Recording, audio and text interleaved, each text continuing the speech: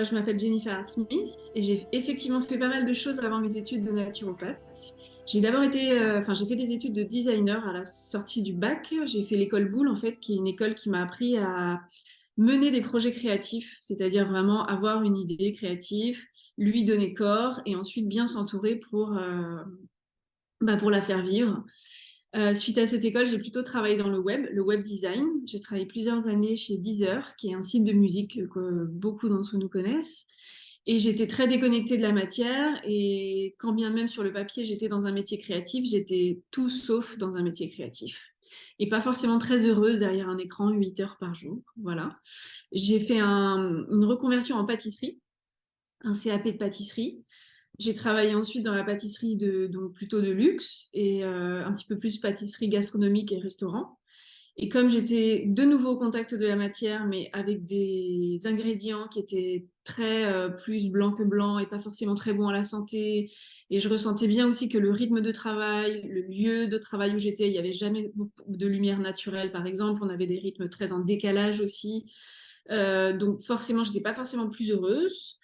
Et j'ai entrepris de faire des études de naturopathie qui sont donc à l'opposé de ce qu'on peut apprendre en pâtisserie, c'est-à-dire en naturopathie, on va plutôt vers la santé et on va plutôt désucrer. Donc, je suis allée dans une branche complètement opposée de mon travail.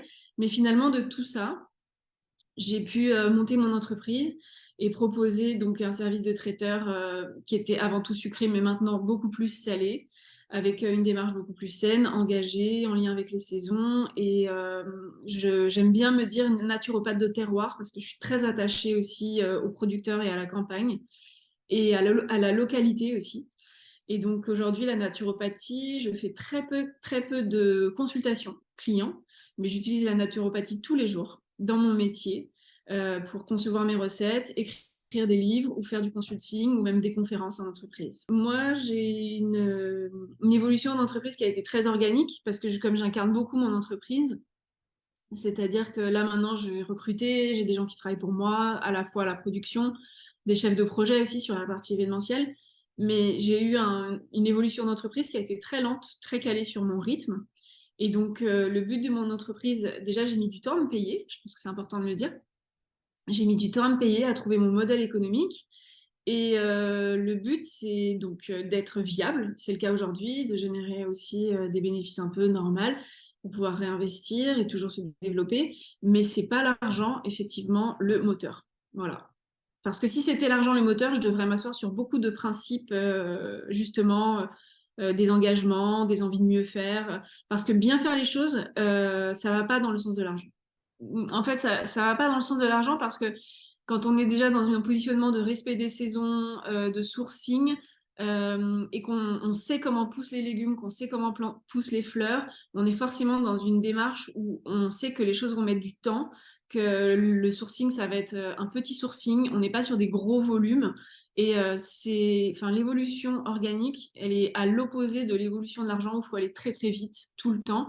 Et il faut être sur, par exemple, une constance gustative et tout. Donc moi, par exemple, les produits changent tout le temps. Ce que je fais, ça change tout le temps. Ça demande beaucoup d'énergie, beaucoup d'efforts. Je suis pas dans un process qui est automatisé, qui me permet d'être comme ça. Voilà. Mais c'est ce qui me rend heureuse aussi. Et même quand je pourrais peut-être parfois trouver des petits systèmes pour être tranquille, ben je le fais pas. Parce que je pense que j'ai compris que j'étais avant tout une créative de base et que quand bien même je me suis entourée maintenant pour être bien accompagnée dans mon entreprise, justement dans le développement, pérenniser les choses et tout, j'ai besoin que ça change souvent. Donc effectivement, voilà, je pense que le fait d'être une créative fait que il faut que ce soit toujours varié. Donc j'ai un modèle d'entreprise avec plein d'activités différentes, ce qui m'a permis de survivre pendant le Covid, par exemple. Je pense que la naturopathie, c'est contrairement à plein d'autres compétences que j'ai pu avoir avant, c'est pas juste une corde à son arc technique qu'on amène dans ce qu'on fait, c'est quelque chose qu'on doit incarner. C'est-à-dire la naturopathie, pour moi, c'est déjà il faut l'appliquer à soi-même dans la vie. C'est un état d'esprit. Et quand on l'a, Et quand on est en accord avec ça, c'est pas juste voilà, comme je disais, un outil technique en plus. C'est ce qu'on est, en fait. Moi, je suis naturopathe aujourd'hui avant d'être pâtissière.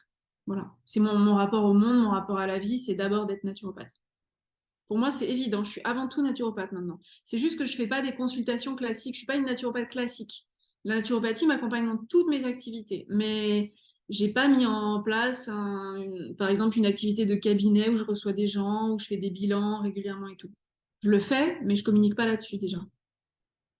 Bah déjà, je travaille avec les saisons assez concrètement. Et les personnes aussi qui me fournissent les matières premières, il y a toujours des noms derrière. C'est-à-dire que ce soit les farines, j'ai deux, trois producteurs, que ce soit les légumes, que ce soit les fruits. Euh, Déjà, à ce niveau-là, je suis très en accord avec les saisons. Et ensuite, comment la naturopathie se manifeste? Bah, finalement, plutôt quand je veux faire par exemple des conférences aussi en entreprise. Aujourd'hui, j'ai une entreprise, comme je dis, qui a plein d'activités très différentes. Je peux autant faire du catering pour des grandes entreprises, des gros volumes. Je peux autant aussi faire des conférences dans des entreprises pour des marques. La semaine dernière, par exemple, Chanel organisait, par exemple, un séminaire d'un de ses services où ils sont partis quelques jours et je suis intervenue où j'ai fait une conférence sur le mieux-être. Donc, j'ai beaucoup répondu à leurs questions, que ce soit sur le sommeil, la digestion. C'était une discussion plutôt ouverte selon leurs attentes. Ensuite, on a cuisiné ensemble. Donc, ça, c'est aussi quelque chose que j'aime vraiment faire, c'est-à-dire la naturopathie aussi appliquée. C'est souvent en consultation, on va donner des conseils, mais les gens, on a besoin de les prendre par la main. Et ça, c'est quelque chose que je fais un peu plus avec mes livres de cuisine aussi, par exemple. Et après, quand je fais du catering et quand je fais la cuisine, bah, j'ai un sourcing que je pense être pas irréprochable, mais très pointu. C'est-à-dire, derrière chaque ingrédient, il y a des humains. Et j'ai un écosystème comme ça de gens avec qui je travaille qui me fournissent les farines, les légumes, les fruits, qui me sont très chers et à mon cœur, voilà, pas d'un point de vue financier.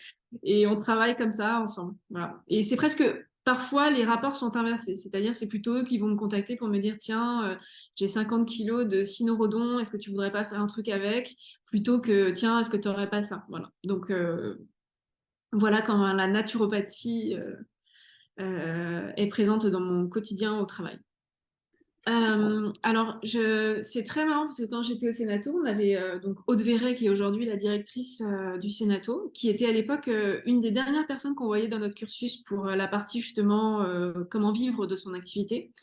Et je pense que ça a été un des cours les plus précieux pour moi parce qu'elle a très bien défini comment on devait concevoir une entreprise et je l'ai toujours gardé en tête. Elle nous disait que c'était bien d'avoir, alors voilà, je voudrais pas transformer ces mots, mais c'était bien d'avoir une activité un petit peu vache à lait, c'est-à-dire une petite activité récurrente qui génère de l'argent régulièrement. Et ça, par exemple, pour les gens qui connaissent mon travail, c'est les petits sablés fleuris. C'est ma petite vache à lait, voilà, dans mon activité. Ensuite, j'ai les gros coups, les one-shots, qui vont tomber peut-être une fois, deux fois dans l'année et qui sont des choses qui vont me mettre bien financièrement. Donc, ça peut être, par exemple, des grosses prestats événementielles jusqu'à 300, 600 personnes avec des gros budgets d'entreprise. Et ensuite, j'ai les projets coup de cœur qui vont être des projets qui vont être ultra créatifs, médiatiques pour moi, mais qui vont pas générer forcément beaucoup d'argent. Donc ça va être toute l'écriture des livres, par exemple, ou le statut de naturopathe que je peux apporter à des auteurs, notamment de cuisine. De plus en plus de chefs m'appellent pour être un peu le regard naturopathe de leur livre de cuisine. Cette année, j'ai contribué sur 5-6 livres comme ça. Et ça, c'est pas générateur d'argent, mais par contre, c'est ultra gratifiant, agréable à faire et voilà. Donc il faut équilibrer, je pense, son entreprise comme ça. C'est hyper important. C'était un très bon conseil qu'elle m'avait donné. Voilà. L'exposition médiatique, ça amène une crédibilité. C'est-à-dire les gens vous connaissent et sont rassurés à l'idée que puisque vous êtes peut-être médiatisé, vous avez donc une valeur qualitative et j'espère que c'est le cas. Mais par contre, mes clients ne me trouvent pas toujours que par le biais médiatique. J'ai des très très bons clients voilà, qui sont dans les assurances, dans les banques, dans le BTP, qui savent pas forcément que je suis connue médiatiquement, qui sont des très bons clients, mais voilà. Les conseils que j'aimerais donner, c'est de surtout pas essayer d'être quelqu'un d'autre que ce que vous êtes. Ça peut sembler très bateau, mais honnêtement, je pense on a besoin justement d'être ces êtres complexes avec votre parcours d'avant la naturopathie Ça peut être par exemple par le sport, par les cosmétiques, je sais pas, peu importe par quel biais vous avez évolué avant la naturopathie, et de faire de cette complexité une richesse qui soit vous. Parce que par exemple, moi, le premier jour des études de naturopathie, quand on m'a dit en quoi consistait la naturopathie, bah, j'ai cru que j'allais me lever et partir en fait. Je pense qu'ils ont dû prononcer quelques fois le sucre c'est mal, le sucre c'est mal, et que j'ai cru que j'allais, enfin, que je me suis mise à rougir et je me suis dit, mais en fait, ils sont en train de parler de moi, il faut que j'en... Non, je plaisante. Non, mais c'est parce qu'en fait, j'ai très vite compris que j'étais à l'opposé de là où j'étais aujourd'hui, mais qu'il y avait deux solutions. Soit ça allait être générateur de beaucoup de richesses, soit ça allait être, voilà. Enfin, à l'époque, c'est parce que je voyais pas comment je pouvais combiner les deux métiers. Et tout au long de mon cursus, j'ai pas su comment combiner mes deux métiers, et au fur et à mesure, ça a pris sens. Voilà. Je pense qu'il faut aussi accepter de pas toujours savoir ce qu'on fait là au moment où on l'est, quoi. Voilà. Puis d'un coup, ça a du sens plus tard. On plante des graines pour plus tard parfois. Voilà. Donc, je pense qu'il faut pas avoir peur d'être un ovni et d'en faire une force. Et ensuite, ce que je peux vous conseiller, c'est vraiment de créer aussi un écosystème, voilà, d'autres naturopathes ou pas, avec qui vous pouvez justement vous donner des conseils, vous aider. Et par exemple, moi, le monde de l'entreprise, le sens comptable, financier et tout ça, c'était pas forcément mon fort. Et d'accepter de se faire aider à des endroits où on n'est pas bon. Voilà. Mais il faut y aller. Et de surtout, le plus grand conseil que je peux vous demander de faire, c'est de ne pas aller chercher dans les banques d'images Getty Images pour votre site internet. La pâtisserie, aujourd'hui, elle devrait pas forcément être saine, mais elle devrait pas être délétère pour la santé. Vous voyez ce que je veux dire? Ça devrait pas être un sujet, quoi, de mal-être, entre... Ça devrait être quelque chose qui peut-être est pas consommé tous les jours, mais là, aujourd'hui, il y a même des pâtisseries, quand je vois les colorants, enfin, il y a rien qui est juste. Il y a rien qui est en lien avec la vie, quoi. C'est complètement à côté de la plaque. Ça fait pas du bien aux gens qui le font, parce que c'est ça aussi, travailler avec ces matières-là. Moi, je l'ai fait. Travailler avec de la farine blanche, du sucre blanc. Enfin, il y a un moment donné, c'est pas, ça génère pas du plaisir. Quand j'ai commencé la pâtisserie, moi, je pensais qu'on allait recevoir des cagettes de fruits bruts, qu'on allait, je sais pas, découper des clémentines, du coin, des pommes. Et en fait, on recevait des purées de fruits boirons congelés. Et je me suis dit, ok, c'est ça mon métier. Et bah, super, génial. D'une tristesse, quoi. Alors, j'ai un petit conseil de naturopathe, c'est que en sortant de l'école, comme j'avais combiné mon métier de pâtissière et mon métier de naturopathe, ben, j'ai fait un petit burn-out. Et donc, en fait, c'est vraiment la preuve que les cordonniers sont les plus mal chaussés. Donc, j'ai encore un autre conseil à donner aux futurs naturopathes, c'est bah, d'être en accord entre ce qu'on dit et ce qu'on fait. C'est-à-dire, quand bien même on a des envies de conquête professionnelle, où on a envie d'accomplir de grandes choses et on a peut-être beaucoup d'énergie pour le faire, il faut pas oublier quand même voilà, d'aménager des temps de repos, des temps de travail, d'être quand même assez à l'écoute de soi-même. C'est hyper important, je pense. Donc voilà. Ah, moi, j'adore ce que je fais. Euh, et j'adore encore plus ce que je fais depuis que je me paye. Non, mais en fait, c'est vrai que peut-être c'est pas plus mal de pas connaître les difficultés de l'entrepreneuriat au début et de les découvrir au fur et à mesure. Peut-être que si on les connaît au début, il y a plein de choses qu'on ferait pas. Mais c'est vrai que quand je réfléchis, moi, ça fait 8 ans maintenant que j'ai ma boîte. Et, et je suis émue quand je pense à la liberté que j'ai et comment ça continue à évoluer. Et effectivement, le fait que ce soit nourrissant sur tous les plans. Voilà.